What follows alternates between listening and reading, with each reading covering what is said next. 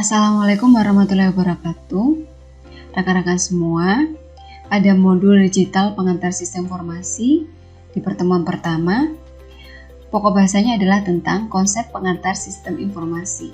Jadi, pada pertemuan pertama ini kita akan belajar tentang apa sih sistem informasi itu sebagai pengantar untuk perkuliahan pertemuan selanjutnya.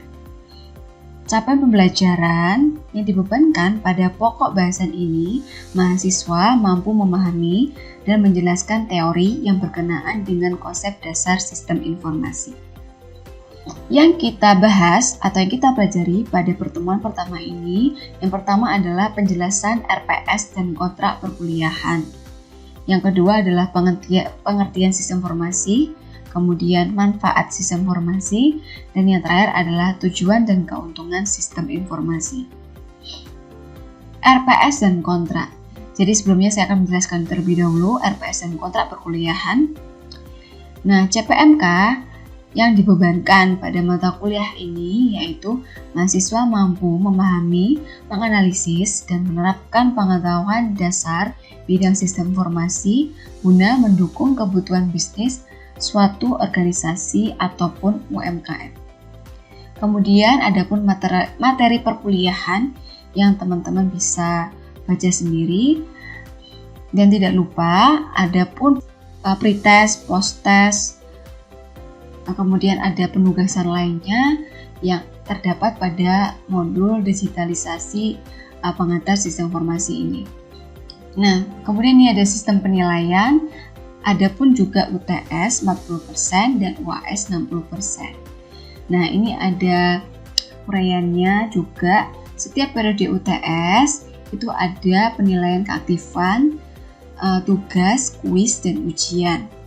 Kemudian setelah UTS berakhir, kemudian ada penilaian periode UAS, yang mana komponennya terdiri dari keaktifan, tugas, kuis, dan proyek akhir. Nah, nanti untuk akhir perkuliahan ini ada proyek akhir yang teman-teman harus kerjakan, di mana nanti penilaian proyek akhir ini bisa meliputi kerjasama tim, kemampuan presentasi proyek, kemudian kelengkapan laporan. Nah, untuk kerjasama tim ada 30%, kemudian kemampuan presentasi proyek 30%, kelengkapan laporan 40%, sehingga totalnya adalah 100%. Kemudian aspek-aspek yang dinilai untuk kerjasama tim yang dinilai adalah analisis proses bisnis UMKM-nya, kemudian kesesuaian prototype dan proses bisnis UMKM, fitur e-commerce untuk UMKM, desain prototipe UMKM.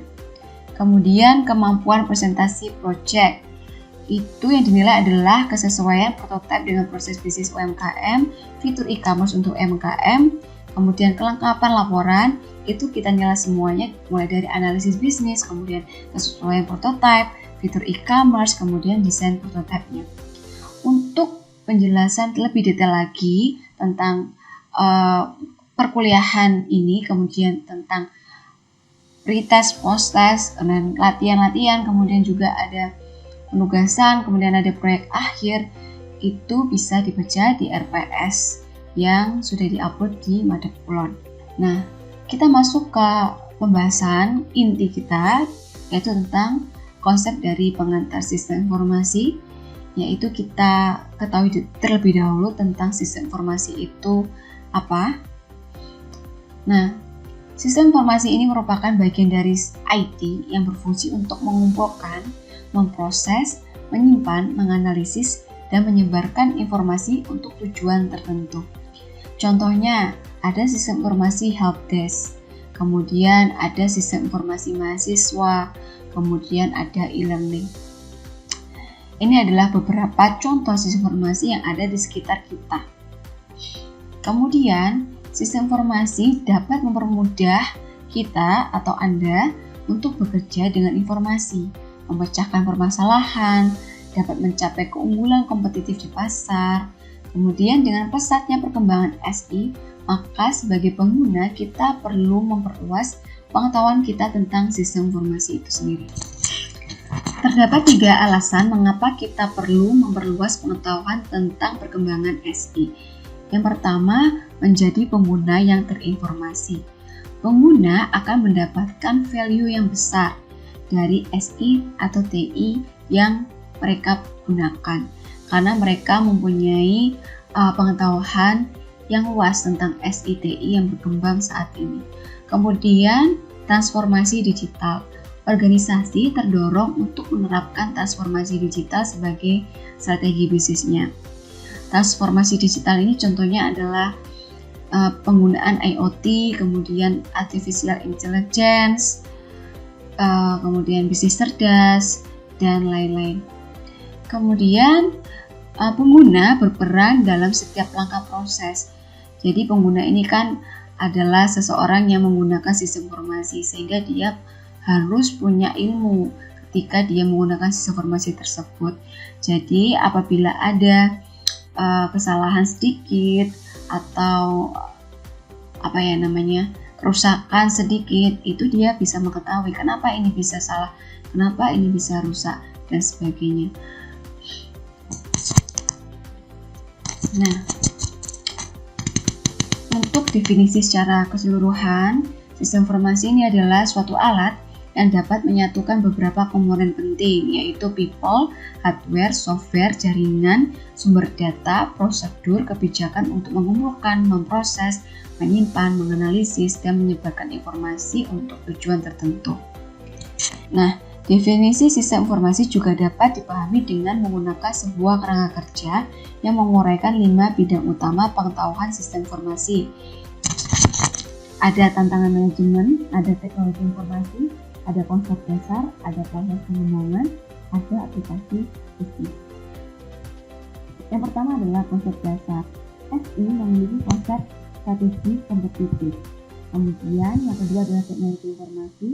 SI terdiri dari komponen TI, antara lain seperti perangkat keras, lunak, jaringan, manajemen data, teknologi, berbasis internet. Kemudian aplikasi bisnis. SI dapat mendukung fungsional bisnis seperti pemasaran, manufaktur, dan akuntansi. Kemudian proses pengembangan. Sistem informasi ini dikembangkan oleh profesional bisnis dan spesialis informasi dengan menggunakan teknologi perkembangan informasi yang telah ditetapkan. Tantangan manajemen. Adanya tantangan, salah satunya adalah masalah keamanan sistem informasi, sehingga perlu adanya pengelolaan informasi. Kemudian kita membahas tentang manfaat sistem informasi. Manfaat SI di bisnis itu yang pertama adalah dia dapat mendukung proses bisnis dan operasi bisnis. Kemudian dia dapat mendukung pengambilan keputusan. Dengan adanya keputusan tersebut, maka dapat dikatakan bahwa SI ini juga bisa mendukung strategi untuk keunggulan kompetitif. Kemudian tujuan dan keuntungan sistem informasi. Yang pertama adalah menyediakan informasi yang berguna bagi anggota organisasi.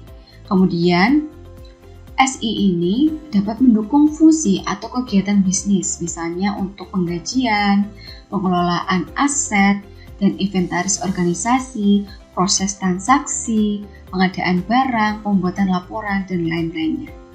Kemudian, mengelola catatan akademik siswa, penjadwalan kelas, tugas fakultas, dan keuangan mahasiswa. Kemudian, sistem informasi ini mampu menyediakan informasi yang tepat kepada orang yang tepat, pada waktu yang tepat, dalam jumlah yang tepat, dan format yang juga tepat. Nah, keuntungannya apa dalam penggunaan SI? Hampir sama seperti manfaat SI di suatu bisnis yang telah saya jelaskan di slide sebelumnya. Yang pertama adalah pengambilan keputusan.